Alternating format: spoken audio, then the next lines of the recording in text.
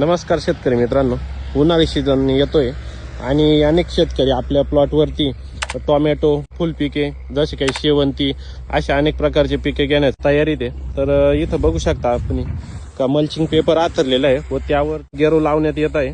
तर हा गेरू कशासाठी लावण्यात येत आहे शेतकऱ्यांना विचारू. काय नाव आहे काका आपलं? अनिल जनार्दन राहणे. अनिल जनार्दन राहणे. कुठले आपण? पिंपळगाव बसवंत.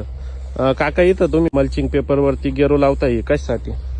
तिन्ही सूर्यकिरण कमी पडता, उष्णता कमी तयार होते, मरतूक कमी होते. मरतूक कमी होते, रोप मरत नाही. बरोबर, ठीक आहे. बघू शकता शेतकरी मित्रांनो, असा जर गेरू जर लावला आपण मल्चिंग पेपरवरती तर त्यामुळे जे सूर्यकिरण आहे ते या पेपरमधनं कमी पास होता व उष्णता कमी तयार झाल्याने जमिनीमध्ये पिकांची जी काही मरतूक आहे रोपांची ती कमी होते. तर तुम्हाला हा व्हिडिओ कसा वाटला कमेंट करून मला नक्की सुचवा व आपल्या चॅनलला सबस्क्राईब करून घ्या.